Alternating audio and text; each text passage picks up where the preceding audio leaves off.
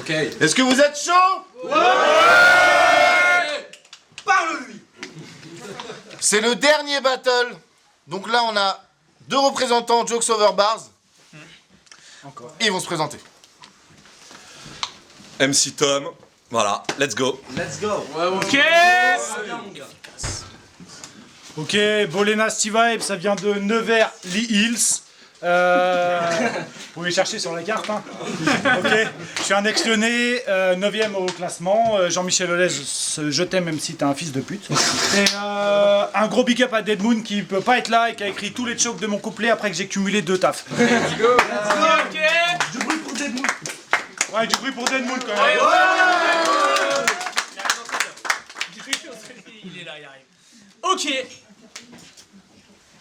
Vous avez déjà fait le Quantos? Non, on a décidé que c'était lui qui commence. On a décidé que c'était toi qui allait commencer. Ça fait pour gagner du temps un peu. Ah ouais. Ah, vous l'avez cassé. Ok. Ok, bah faites du bruit. Premier round de c'est parti. Il y a un mois, Sartre m'a envoyé un message vocal pour me dire « Ça y est, on t'a enfin trouvé un adversaire, faut que t'écris vite, mais je sais que t'es doué. » Blablabla, blablabla. Bon, je suis arrivé à la fin du message vocal, il y avait déjà 4 jours qui s'étaient écoulés. C'est vrai. True story. Bon, du coup, Bolé, t'as dit à Atman, je soulevais ma première meuf. J'ai fait, ouah. Toi, t'as soulevé plein de meufs. Mais qu'est-ce que tu racontes là? Je suis sûr que c'est un bluff. Bolé, les poupées gonflables et les animaux, ça compte pas. Parce que t'habites dans la Nièvre. Là où il y a plus d'animaux que de femmes et avec je suis sûr que tu t'attaches. Le matin, quand t'as la tête dans le cul, c'est que la veille, t'avais la tête dans le cul de ta vache. Gros délire dégueulasse. Et je sais que t'as fait ça fort. Bolé, quand on dit une chatte, tu sais que c'est une métaphore. Tu fais tes affaires dans ta plus grosse cabane. Grosse soirée accompagnée d'une bonne salade. Et dedans, il n'y a pas que quand tu changes de sujet que tu passes du coq à l'âne. Enfant, tu kiffais jouer à saute-mouton. C'était bien trop beau. Boire le lait de la vache que tu venais de traire, bon, c'était un taureau.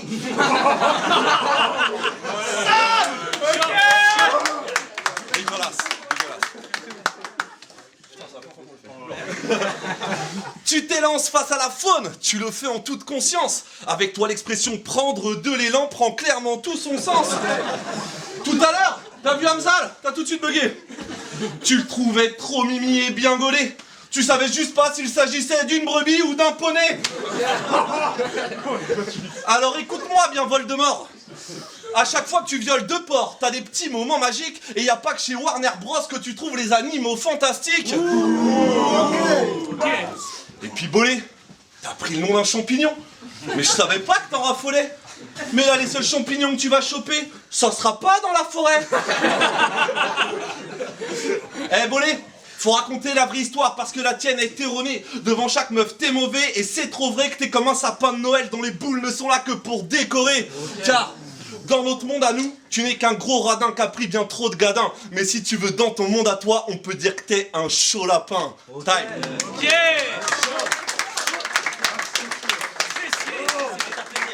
Mais oui, faut le faire. Mais oui, merci. On peut pas être partout. La réponse, premier round, Bolé. Let's go. Let's go. Bonjour.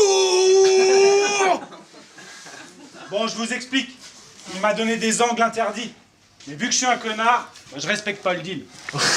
Tu vas faire quoi si je leur dis que t'élèves des poules transgéniques, des gnous dans le berry, des autruches à 3 pattes et la marre roux, blanc et gris, hein?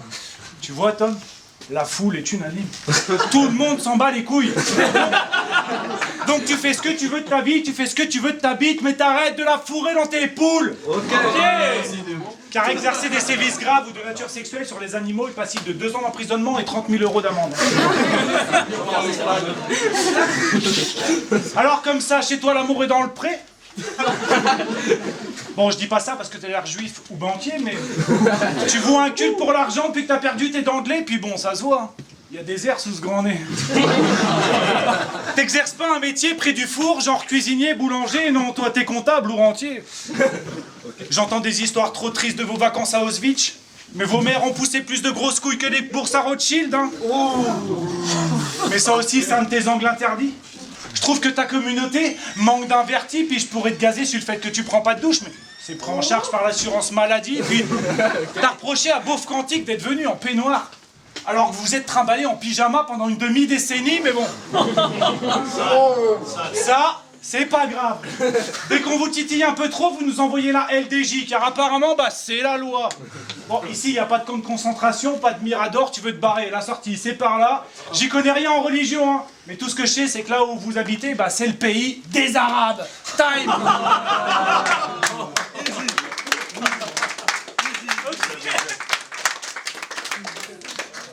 Ok. Deuxième round. Putain, on a choisi les mêmes angles. Et on s'est pas parlé. Je vous jure que c'était pas prévu. Mais là, je vois que le public est heureux. Moi, j'ai jamais mis la tête dans un four. Mais a priori, toi, c'est là que t'as perdu tes cheveux.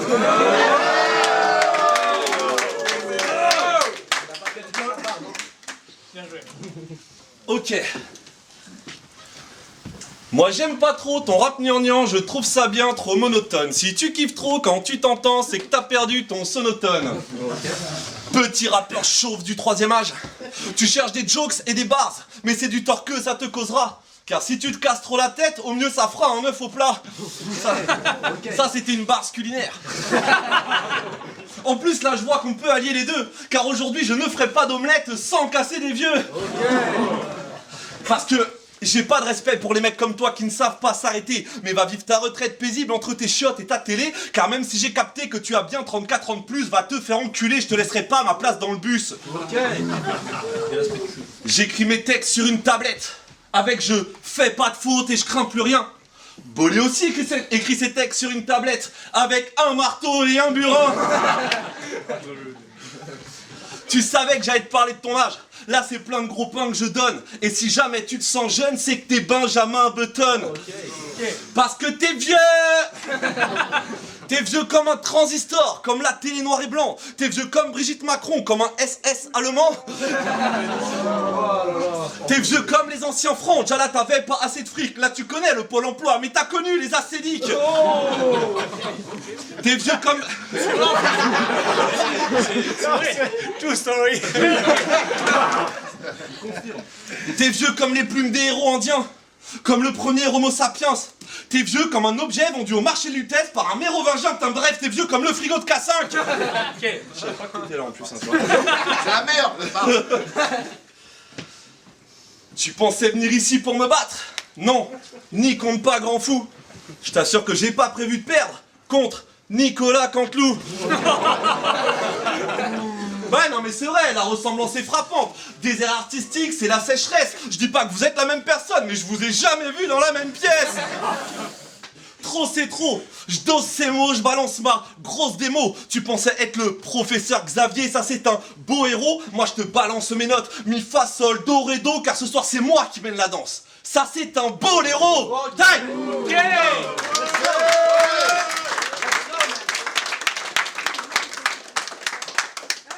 La réponse, Bolé, deuxième et dernier round. Ouais. Et à chaque fois j'entends les vannes sur les cheveux, mais en vrai j'en ai. Hein, mais bon, je les prends en considération, on va dire. Ça vous rappelle juste vos grands-mères après la libération.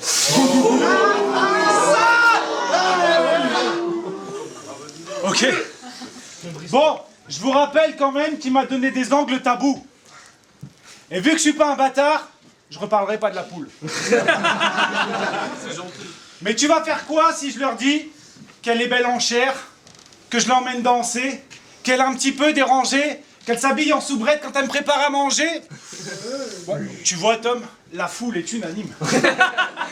Tout le monde sait que je parle d'un membre de ta famille encore en vie, avec qui je fais grave l'amour. Bon, en même temps, le choix n'était pas si difficile. Je vous rappelle qu'ils sont juifs et qu'ils ont pratiquement tous fini en abat-jour. Lors de nos soirées sexe, j'enfile mon costume de SS, et pas que. Je la prends en levrette, je lui mets des grandes claques sur les fesses, et pas que. Ma teub s'appelle Dieu, donc quand le God blesse, c'est ma queue. Je lui fais une sauce blanche terrible en cuisine, elle m'appelle chef. Bon, le reste du temps, je la mets sur messagerie quand elle m'appelle. Chef. Quand mon zizi est tout propre et tout lustré, elle trouve qu'il est trop mignon. Tout ça pour que je lui laisse le cul avec plus de sauce qu'un bœuf bourguignon. Mais sans les champignons. Ironie du sort. L'autre jour, je lui préparais des petits fours. Puis elle est venue me casser les couilles pour que j'arrête tous mes discours de facho. Je lui ai dit oui pour, pas la vexer, avec l'idée en tête que le soir même je pourrais la baiser, mais en train elle voulait faire un petit tour.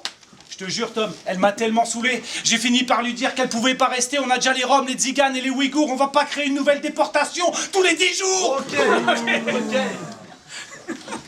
Bon, elle est pas totalement juive, elle a des origines bretonnes. Mais pas qu'un père. Elle roule encore en 2 chevaux, donc c'est mort pour le quintet. Hein. Elle a connu la Grande Guerre en 3e classe dans un wagon blindé, puis elle a pas la lumière à tous les étages, non. Elle a une maison de plein pied au grand air. Mais tu voulais pas que je parle de ses rideaux? Mais à ton avis, après quoi Dead Moon la faisait grimper ta grand-mère?